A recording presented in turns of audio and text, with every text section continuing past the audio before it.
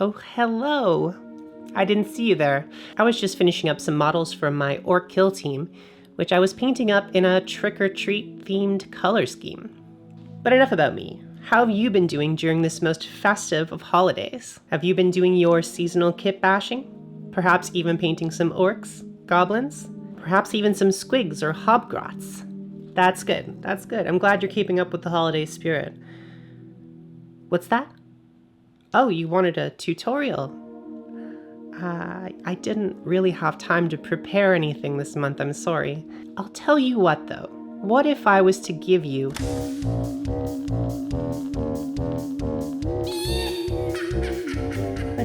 Let's see. First city, Wolfenkarn. Ah, here we are. Annie Green Gables. What? You've never heard of Annie Green Gables? She's quite the skilled hobbyist. I'm actually surprised she has less than 1K subscribers on YouTube. I'm sure we could do something about that, right? Lately, she's been telling me about a project she's been working on. Something that she likes to call kit bashing between worlds. When I do kit bashes, one of my favourite things to do is to convert a model across a world, so from 40k to AOS or a different conversion like that. There are a few tips that I've found along the way doing a bunch of these conversions that might make it easier if you're planning on doing this. So today I'm going to convert this 40k Orc Beast Boss into a Lord of the Undead for my Soulblight Gravelords.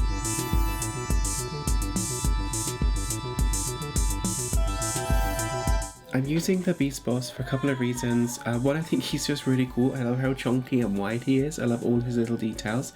And secondly, I think that he's not going to be a super difficult model to convert into Age of Sigmar. So I started by building the main body of the model, and whilst also kind of looking at de-40k'ing the model, so cutting off cables, cutting off power packs, getting rid of the squig with the gun on it, that kind of thing. There was one main part of the model which I couldn't use, and that is the cybernetic arm with the sword. So I rooted around in a few of my bits boxes to try and find a suitable arm. Thought it might be nice to use the mace from the Blood Knight kit, but unfortunately once I started looking at it on the hand, it was just way too small. So instead I took inspiration from the mace and I made out of Ironjaw's spare spears this really giant mace.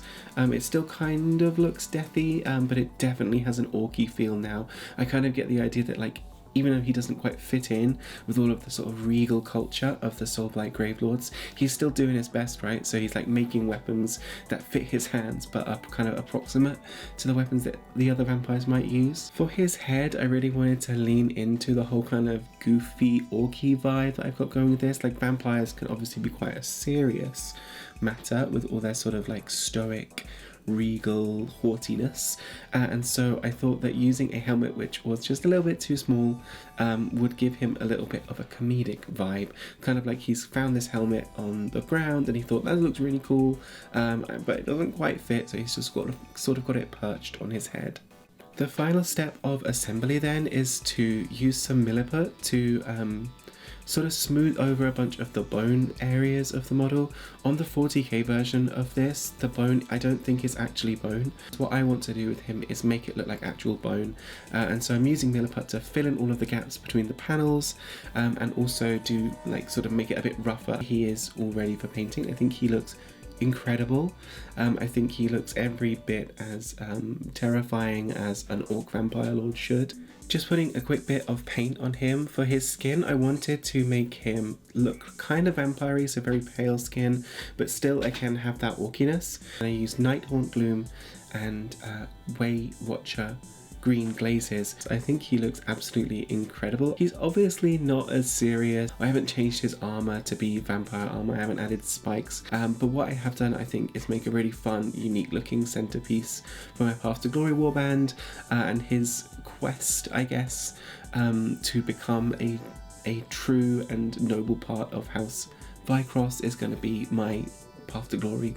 So thanks for watching this Kit Bash Corner video. I hope these tips will help you if you're kit bashing models between worlds and across ranges. It can be really fun and give you some really cool and unique results. Thanks to Dana for including me in this collaboration video, and I hope you enjoy the rest of the tips. How was that? Do you pick up any tips or tricks? I know I did. I really hadn't considered making orc vampires, but maybe I'll have to do something like that in the future. If you like this sort of thing, be sure to go and check out Annie's guide on converting the Death Corpse of Krieg into a Genestealer cult's warbands, or perhaps the legend of how she recovered her childhood sisters of battle after selling them all those years ago. Moving on, I think we have a few more tips to get into today, starting with an unusual tale from my friend Fiverr over at Sugar Candy Miniatures. You've never heard of Sugar Candy Miniatures? Well, you better go subscribe. After all, Fiverr's always got tons of tricks and treats up their sleeve, starting with this one, A Tale of Squig Fortunate Orc Vents. Hello, my name is Fiverr Sugar Candy Miniatures, and today I relate to you a series of Squig Fortunate Orc Vents. I regret to inform you that I have discovered a technique for adding effects to miniatures, most cheap, budget-friendly, and cost-effective, a phrase which here means uses only supplies that the average hobbyist no doubt already has lying around in their studio. While some might applaud this thrift and ingenuity, it would be wiser that you might steel yourself against the temptations of so addictive a hobby, and instead settle for something less likely to empty your wallet and fill your desk with strange objects. It is my solemn duty to relay the information I've gathered, but there is yet still time for you. So all of that to say that I had the pleasure of collaborating with Dana Howl and a bunch of other fine folks on making some fun little quick tip videos. So today I'm going to be working with the Bomb Squig from the Kill Team box, which fellow collaborator Annie Green Gables was nice enough to send to me, so thank you so much for that. So with this model, I really like how dynamic the pose looks, and I just found a quick way to kind of accentuate that. The funniest part to me is that these bombs are clearly about to go off. Now obviously it would be really difficult to sculpt something like the sparks on the flares or whatever the fire bit is that makes it go boom. But a very quick way that you can simulate that is if you just have some grass tufts lying around, and I'm sure pretty much everybody who buys into this hobby acquires some of those at some point. They make great little flares.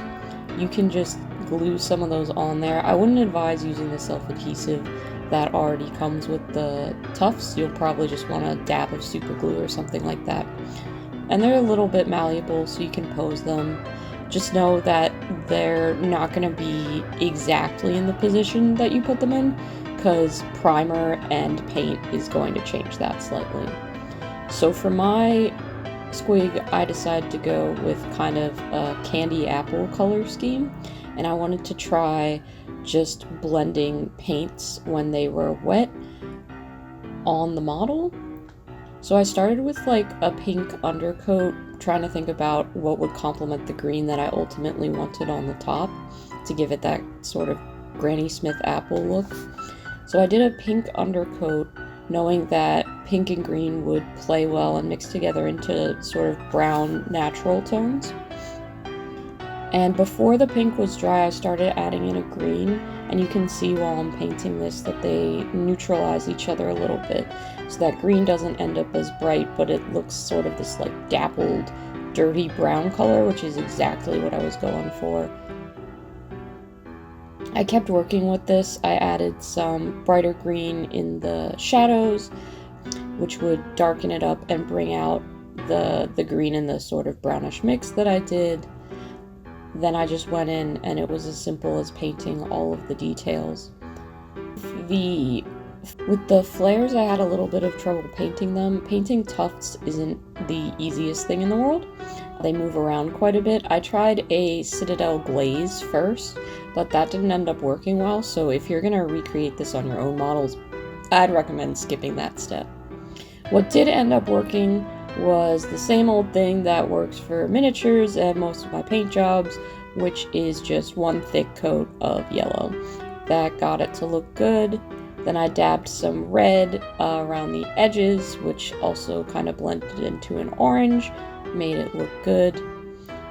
During this whole process, I had the absolute delight of talking to one of my friends about squigs, who is not a Warhammer fan and had never seen a squig before. He kept calling them gumball T-Rexes and saying that they would fall on their heads and constantly be eating up mouthfuls of dirt, which is the most squig thing in the world.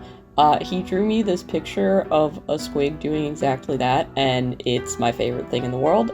So I just wanted to share that with you guys. And then here is the final product. I just kind of added in some details here and there.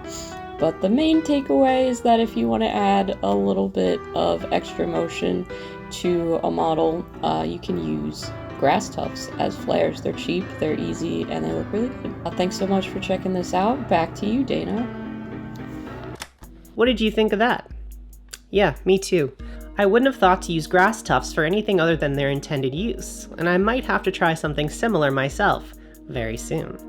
If you thought that was interesting, make sure to check out some of Fiverr's other classic videos, like how to paint an orc to look like that cup from the 90s, and how to make bases that look like the floor from a bowling alley.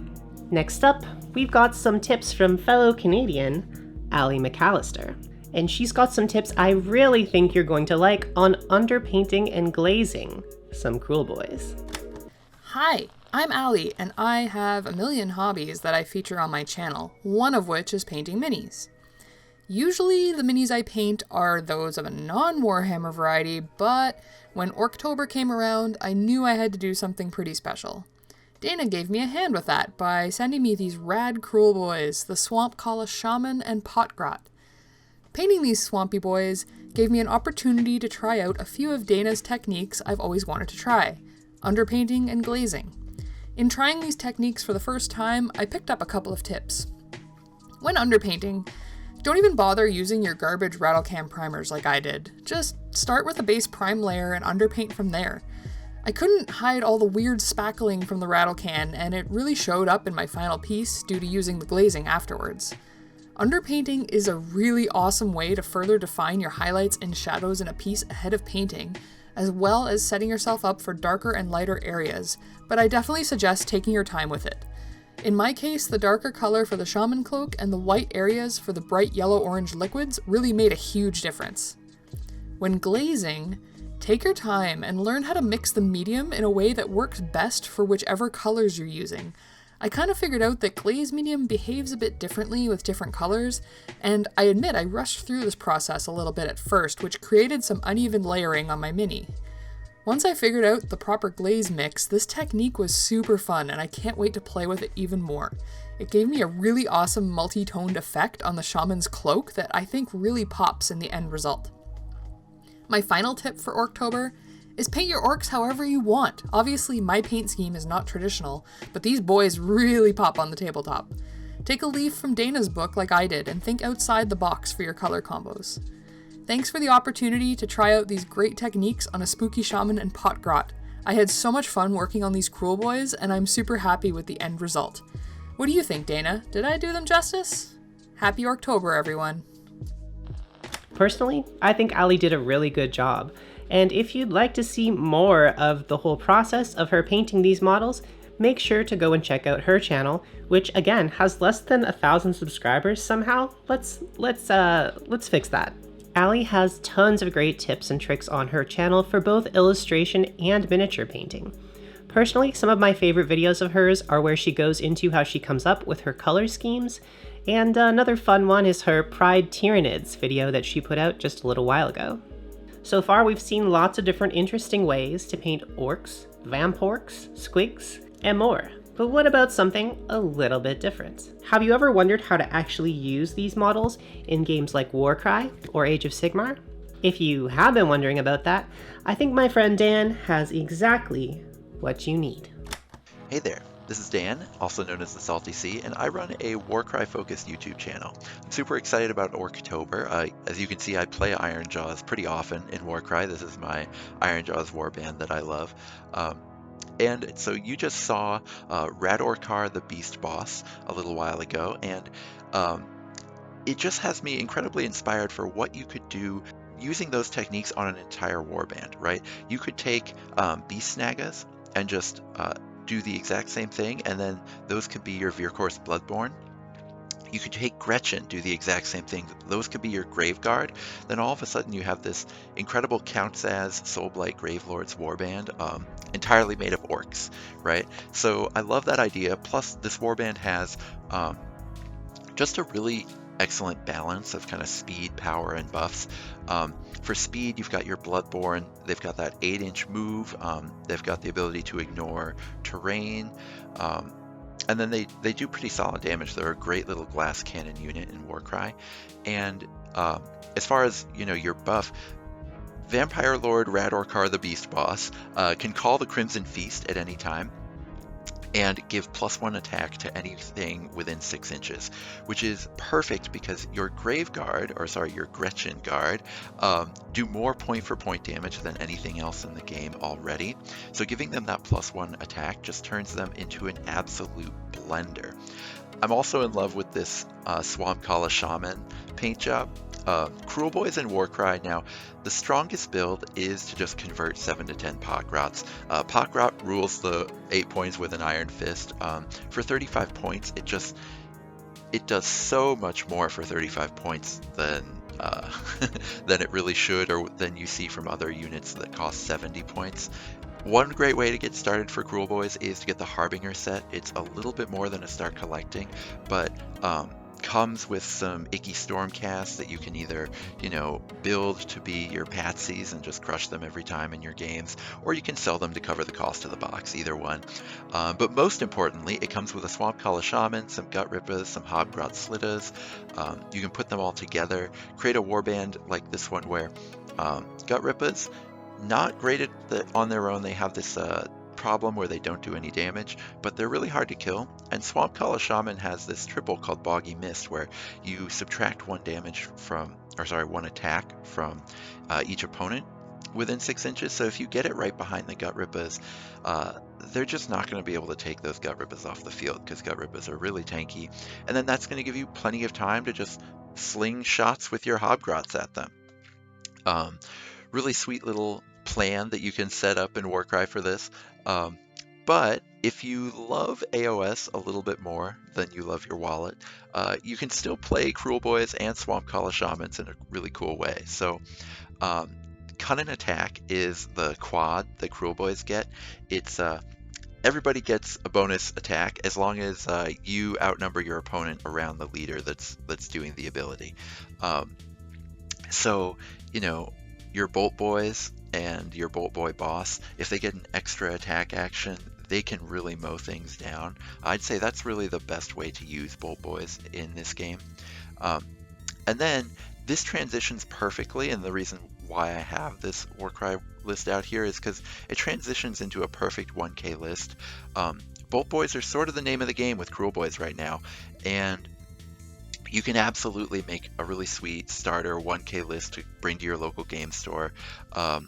Using just a bunch of Bolt Boys, you're going to be in Big Yellers, so they're battle line for you, and you're still having your Swamp Kala really actually integral to the entire army here.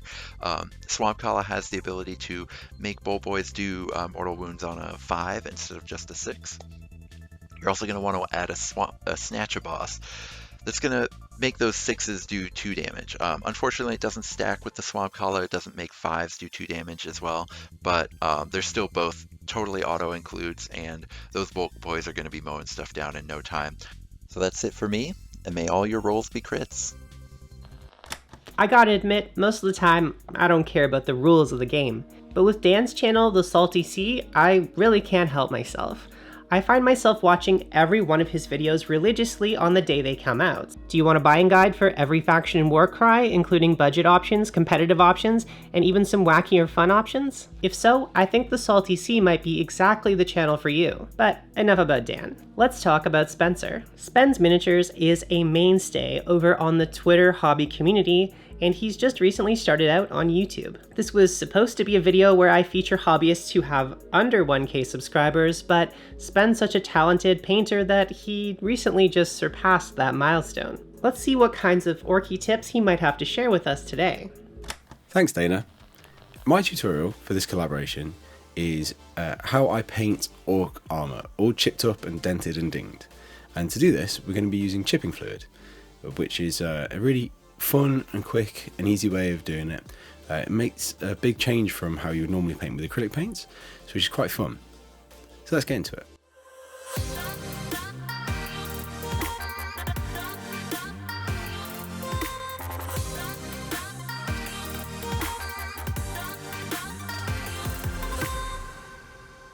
So first things first, we're going to prime our model in black, and then we're going to come in with Vallejo Game Air Red Terracotta.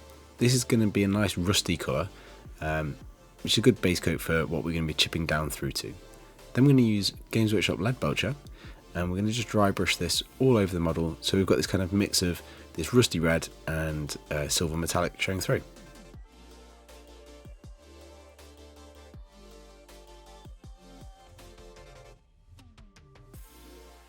Once that's done, we can then start applying our chipping fluid. I'm going to show you how to use it with an airbrush or a brush. It's just this clear fluid. You put it onto the model and then you just have to wait for it to dry. The longer it dries for, the less chippy it will be. So that's just something to bear in mind when you're working with this. But you do need it to dry fully.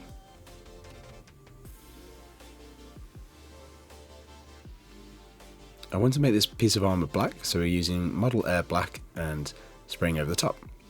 Now once that's dry, you can see it's already started to crack in some places where the water from the paint has activated it. But to activate the chipping fluid, you just come in with some standard water, nothing special, straight out the tap, and just apply it to the area that you want to chip. This will then activate the chipping fluid, and you can come in with something abrasive, so you could use like some tweezers here for example, and just lightly scratch it, and it will pull away the top layer of paint and down to the paint underneath.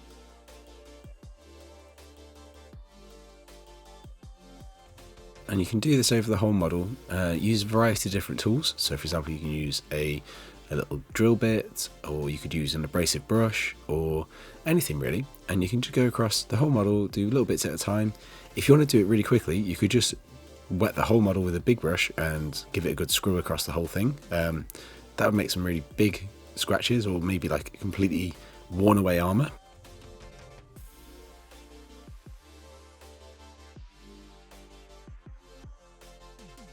And there we have it. So now we're going to use a brush. So I've painted up these teeth in Lead Belcher, and we're just going to take the heavy chipping fluid, and we're going to use a synthetic brush because it's not very nice on your fancy sable brushes. And we're going to just apply it straight from the pot onto those teeth.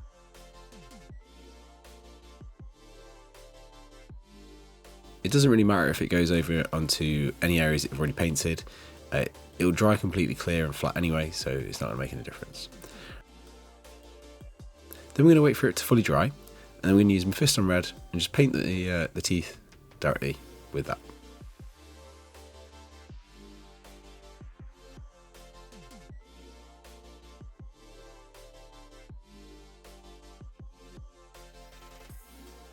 Now that that's dry, again, same method, we're going to come in with some water. I've used this little scraggly brush here. You can use tweezers, you can use brush just to like scratch away, and that'll chip down through into the layer underneath, and you can see it just makes this nice chipped up armour effect.